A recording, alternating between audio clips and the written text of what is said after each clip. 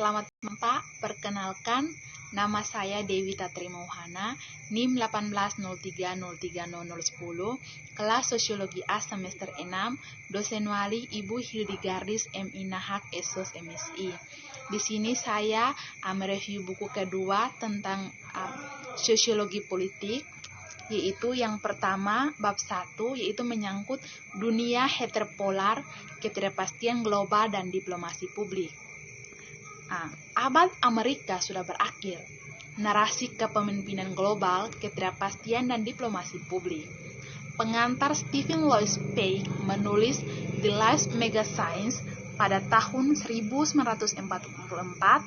Henry R. Luce mengumumkan Ning dari abad Amerika baru. Amerika Serikat menurutnya memiliki kemampuan, kewajiban, dan misi untuk memimpin umat manusia abu dari Perang Dunia Pertama dan Kedua menuju masa depan yang lebih cerah. Yang pertama, diplomasi publik Amerika Serikat dan politik internasional. Sebelum kita masuk dalam diplomasi publik, kita harus tahu apa itu diplomasi publik.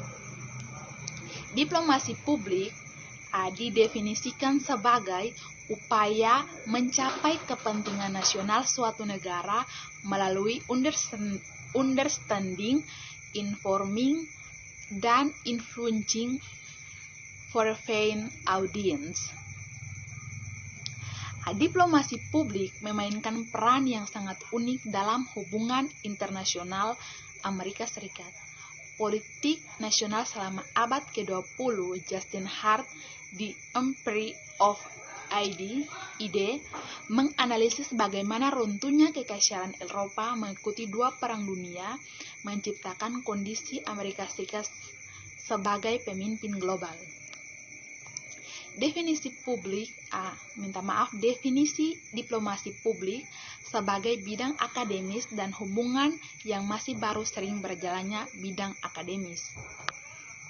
Singkatnya, diplomasi publik dapat dilihat sebagai mode komunikasi, praktik diplomatik, dan bidang akademis.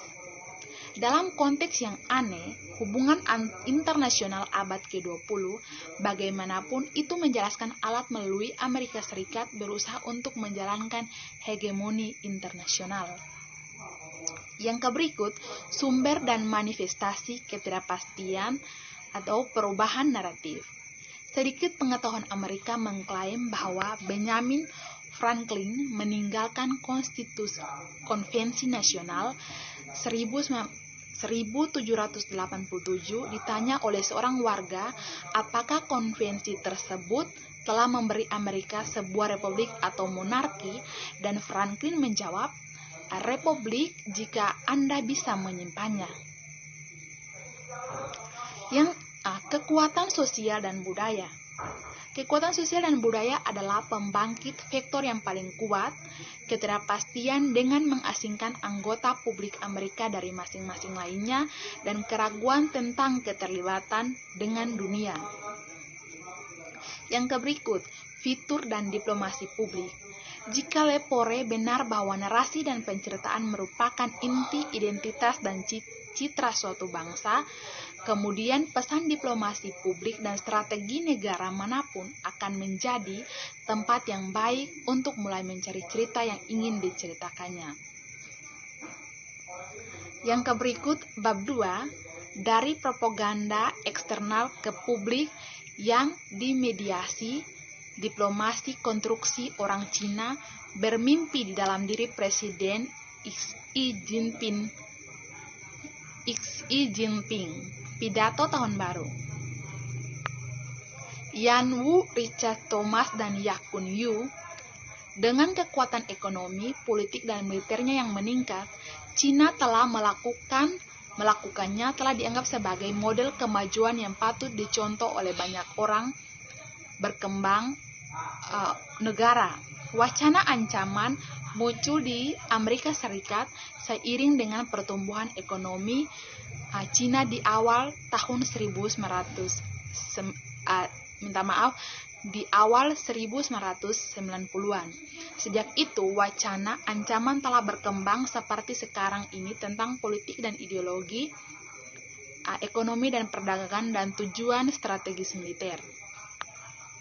Menurut Ji dan Zhou, proposal dunia humoris Hu adalah upaya Tiongkok untuk menyelesaikan konflik global dengan mempromosikan perdamaian dunia, sekaligus menerapkan kebijakan dalam negeri Cina di ranah luar negeri urusan kebijakan yang menitik beratkan pada persatuan nasional di saat ekonomi pesat pertumbuhan.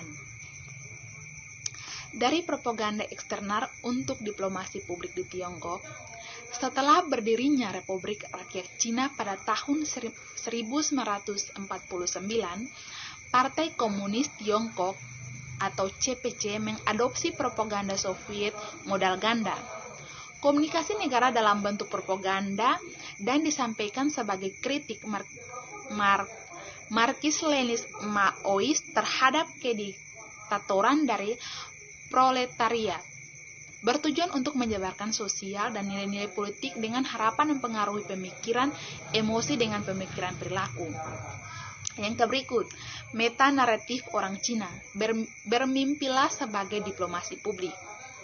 Dalam pidatonya memperkenalkan China's Dream, pada November 2012, Presiden Xi Jinping meninjau sejarah modern Tiongkok dari pertengahan abad ke-19 dan kolonisasinya di kekuatan Eropa ke hari ini. Ia menekankan bahwa China's Dream telah menjadi pemersatu tim bagi rakyatnya untuk mencapai peremajaan bangsa.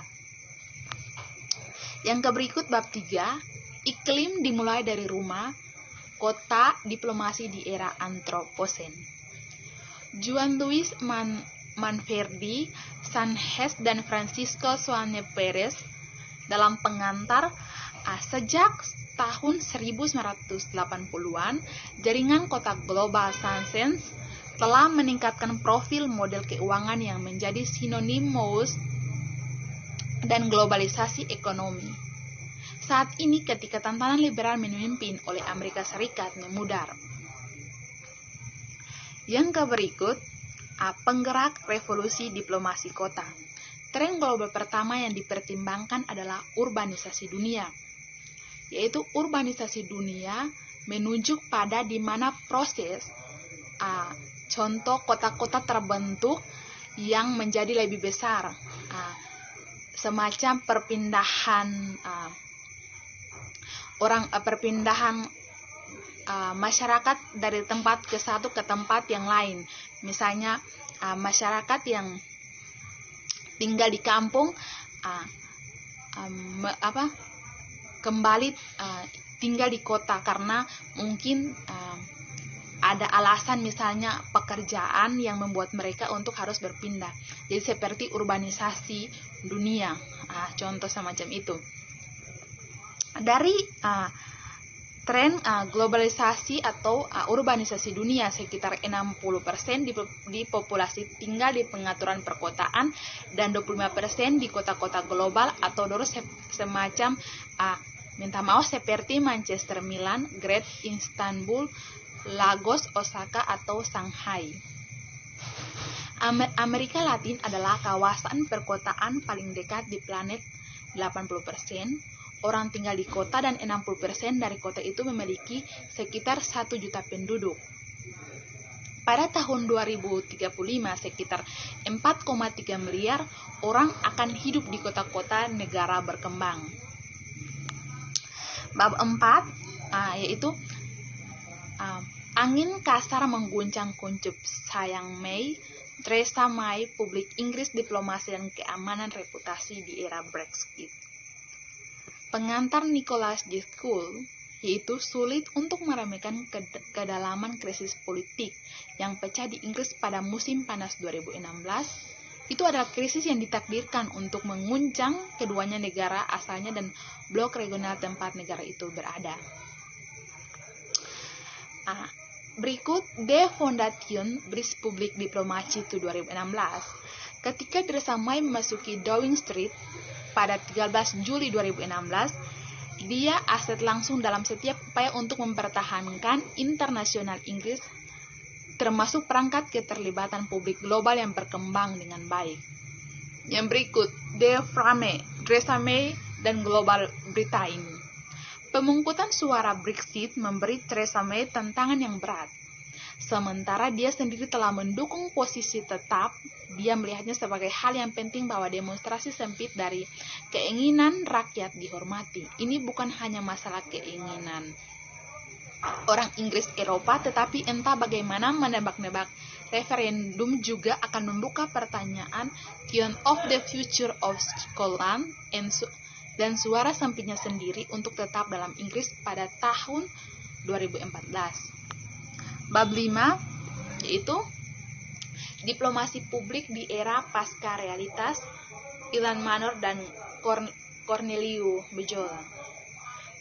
Pada bulan September 2016, majalah Inggris The Economist menciptakan istilah politik pasca kebenaran merefleksikan kampanye presiden Donald Trump, hasil referendum Brexit dan kebangkitan otoriterisme dan populisme di Turki dan Polandia.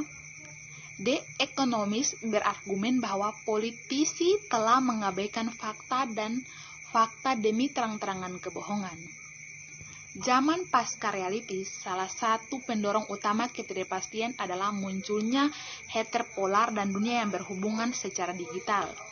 Dunia heterokutub adalah dunia yang berkembang biak, konfrontasi karena negara-negara yang mengadopsi kebajikan luar negeri ekspansionis. Polikrisis yang menyebabkan krisis yang sangat sering dikompleks di mana jumlah aktor terlibat berlipat ganda. Ada 4 taktik dalam bagian diplomasi publik di era pasca realitis, yaitu yang pertama, taktik untuk diplomasi publik proaktif. Di sini taktik diplomasi publik yaitu proaktif. Kita ketahui bahwa proaktif yaitu lebih aktif, dan publik yaitu di mana berupa banyak orang atau sejumlah orang yang ada dalam kesempatan tertentu yang bergabung untuk melakukan sesuatu atau melihat sesuatu. Salah satu taktik yang pertama itu membongkar. Salah satu tantangan utama yang dihadapi para diplomat di era digital adalah kompresi ruang dan waktu. Publik digital sekarang berharap untuk mempelajarinya.